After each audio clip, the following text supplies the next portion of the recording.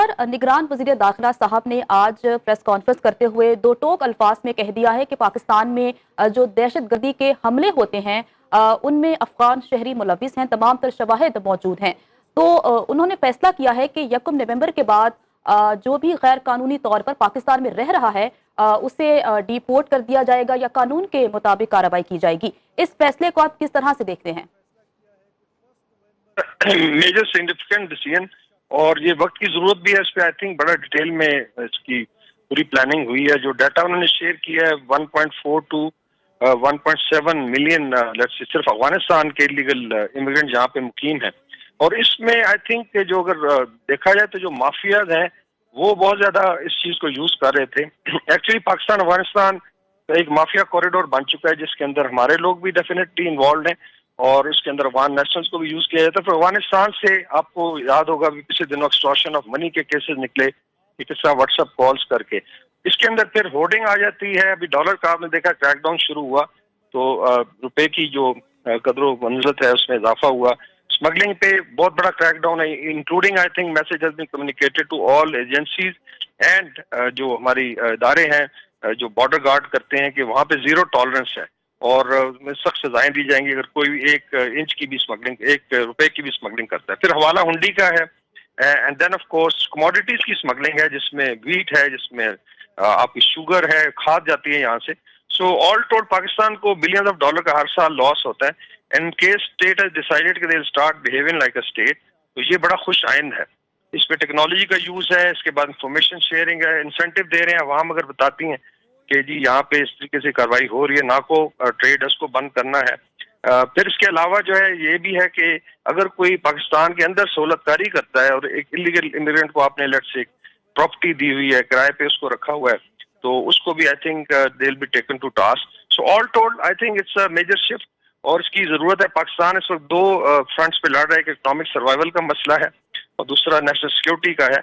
और जिस तरह उन्होंने बताया कि जो टेररिस्ट अटैक्स हुए मोर देन 50% में अफगान नेशनल बाकायदा इन्वॉल्व थे, उसमें उन्होंने रेफरेंस दिया। आपको नहीं लगता कि इसमें बेहद कॉम्प्लिकेशंस भी हो सकती हैं, चूंकि ये सिर्फ एक इलाके या एक सूबे का मसला नहीं है। अब तो जो अफगान शहरी हैं या जिन्हें हम आम फहम में कहते हैं पख्तून हैं, वो तो पूरे मुल्क में इस तक पेनिट्रेट कर चुके हैं। तो क्या पूरे मुल्क में इस तरह से ऑपरेशन होगा? आई थिंक पख्तून वाला लफ्ज गलत इस्तेमाल करें, अफगान की बात करें। बेसिकली अफगान मीन्स कि जो अफगानिस्तान के शहरी हैं, वो पश्तून भी हो सकते हैं, उज़्बेक भी हो सकते हैं, ताजिक भी हो सकते हैं। बाकी ये है कि इसमें ये नहीं है कि ये कोई स्पर ऑफ द मोमेंट पे कोई इस कॉन्फ्रेंस में डिसीजन हुआ है। इसके ऊपर बहुत ज्यादा स्पेड वर्क 1 साल से हो रहा था। The only thing was they were looking at कि इसको कैसे इम्प्लीमेंट करना है। तो अगर प्लान बना है तो उसकी इम्प्लीमेंटेशन जो है आई एम श्योर उसका पूरा प्लान है और फेज्ड होगा।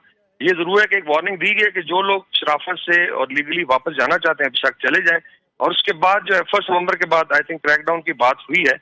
इसमें टाइम भी लगेगा, बिल्कुल कॉम्प्लिकेशंस हैं जिस आप बता रहे हैं कि पाकिस्तान के हर कोने में इलीगल ये है। और बाकी कौमों ने किया है, आप देख लें बांग्लादेश में रोहिंग्या रेफ्यूजीज आए, उनके कैंप्स बने हुए हैं, जगह मुकर्रम की रजिस्ट्रेशन है। टर्की में कोई 16-17 लाख जो है सीरियन मुकीम है, लेकिन उनको एक खास जगह पे रखा गया, हर एक की रजिस्ट्रेशन है, फ्री फॉर ऑल नहीं है। जैसे आई थिंक इंटीरियर मिनिस्टर ने कहा कि फ्री फॉर ऑल स्टेट बन गई थी और उसमें हमारा बेशुमार नुकसान भी हुआ और इतनी ज्यादा बीच में दुश्वारियां पाकिस्तान को पेश आई हैं, तो उसका आई थिंक तदारुक भी करना है उसको। एक I think have to finish it. बिल्कुल। अगर अफगानिस्तान की उबूरी हुकूमत की बात करें तो एक तरफ तो वो ये कहते हुए नजर आते हैं कि अफगानिस्तान की सरजमीन किसी दूसरे मुल्क के खिलाफ इस्तेमाल नहीं होनी चाहिए, लेकिन अमली तौर पर वो कुछ करते हुए नजर नहीं आते। तो आपको लगता है कि अफगानिस्तान हुकूमत को भी कुछ करना चाहिए, उनका भी कोई वाज़ेह मौक़िफ़ होना चाहिए इस तमाम तर मामले पर? जी, वहाँ पे भी फैक्शनलिज्म है। अगर उनके जो सुप्रीम लीडर मुल्ला हैबतुल्लाह ने अगर एक फतवा दिया है, वो बड़ा मुकद्दम फतवा है और उसमें कहा जी टेस्ट एक्टिविटी के लिए अफगान सरजमीन इस्तेमाल नहीं होगी, तो इम्प्लीमेंट नहीं होगी, इसका मतलब नीचे फैक्शनलिज्म है। अभी इंटरनेशनल प्रेशर भी अफगानिस्तान पे बहुत ज्यादा बड़ा है। 1 मिनट लूंगा कि मॉस्को फॉर्मेट अभी परसों ही हुआ शायद, और उसमें जो अफगान पेरिफेरी पे कंट्रीज हैं जिसमें चाइना, ईरान, काजाकिस्तान, पाकिस्तान, तुर्कमानिस्तान वगैरह थे, और अफगान इंटरिम फॉरेन मिनिस्टर वहाँ पे थे उनके, और वहाँ पे उनको बड़ा क्लियरली कहा गया कि डिसमेंटल द मिलिटेंट ग्रुप्स, ये बड़ा क्लियरली कहा गया। उसके अलावा जो आउटर पेरिफेरी है उसके लोग वहाँ थे, representative Saudi Arabia, Turkey, Qatar, UAE. So it's not becoming an international issue, अभी सिर्फ अफगानिस्तान पाकिस्तान का नहीं है। सो डिप्लोमेटिक प्रेशर भी है, जिस पाकिस्तान के इनिशिएटिव पे चीजें हो रही हैं। باقی ہم نے بائلیٹری کرنا ہے, we have to seal our border. اور جس طرح ذکر ہوا کہ اگر آپ پاس لیگل ڈاکومنٹس ہیں, پاسپورٹ ہے, اسی پہ انٹری ہوگی, اور یہ آئی تھنک مہذب قومیں یہی کرتی ہیں. سو آئی ایم شیور افغانستان بھی اس چیز کو انڈرسٹینڈ کرے گا. وہاں کلیم ہے جی کہ حالات بہتر ہو, تو آل دا مور ریزن کہ ان کے شہری وہاں پہ جائیں اور کنٹریبیوٹ کریں وہاں پہ جا کے اکانومی میں. باقی جو ہے اٹس اے لانگ پروسیس, لیکن اچھی ہے کہ اس کی شروعات ہوئی ہے. اینڈ آئی ایم شیور جب اسٹیٹ میں ادارے ہیں, صوبائی حکومتیں ہیں, فیڈرل گورنمنٹ ہے, جی ہاں بالکل, وہ اپنا اپنا کردار اس سلسلے میں ادا کریں گی. بریگیڈیئر صاحب ساتھ رہیے گا. حبیب صاحب, بارڈر کی بات ابھی کر رہے تھے بریگیڈیئر صاحب, بارڈر مینجمنٹ کے حوالے سے ہم بہت جو ہے وہ بات کرتے رہے ہیں, اور یقیناً پاک فوج نے اس حوالے سے کام بھی بہت زیادہ کیا ہے, لیکن ابھی بھی کچھ اس طرح کے عناصر ہیں جو کہ بارڈر کے آر پار انلیگل طریقے سے لوگوں کو بھیجتے ہیں یا کراس کرواتے ہیں. تو اس سلسلے میں کیا میکنزم ایسا جو ہے وہ ممکنہ طور پر ہو سکتا ہے یا ہونا چاہیے کہ کم از کم اس ایکٹیویٹی کو روکا جائے؟ حبیب اکرم صاحب ساتھ غالباً موجود نہیں ہے. بریگیڈیئر صاحب یہی سوال آپ کے سامنے رکھتا ہوں, کون سا ایسا ایکٹیو میکنزم ہونا چاہیے کہ یہ انلیگل بارڈر کراسنگ کو جو ہے وہ ختم کیا جا سکے؟ جی آئی تھنک اس میں جو کوآرڈینیشن ہے بٹوین منسٹری آف انٹیریئر اور جو بارڈر سیکورٹی میں, آئی کلیئرلی نیم, اس میں فرنٹیئر کور ہے, فرنٹیئر کنسٹیبلری ہے, ہماری انٹیلیجنس ایجنسیز ہیں, اور بارڈر میکنزم کا اپنا سرویلنس سسٹم ہے, ٹیکنالوجی ہے. پھر صوبائی حکومتیں آ جاتی ہیں, اسپیشلی کے پی اور اس کی بلوچستان کی, اینڈ دین جو بیس بنا ہوا پنجاب سندھ سے تو جاتی ہیں چیزیں. اٹ مینس کہ ساری اس کا ایک جوائنٹ میکنزم کی بات, جوائنٹ چیک پوسٹیں بن, کسٹمز ڈپارٹمنٹ کی اس کے اندر بہت بڑا رول ہے. اور اس میں I think even with in military بڑا کلیئرلی میسج دے دیا کہ زیرو ٹالرنس, اسٹاک آف کہ ابھی کوئی پکڑا جائے گا اس میں فیسیلیٹیٹنگ اسمگلنگ, تو اس کو نہ صرف یہ کہ ڈسمس کیا جائے گا, they will be court martialled and they will be yield.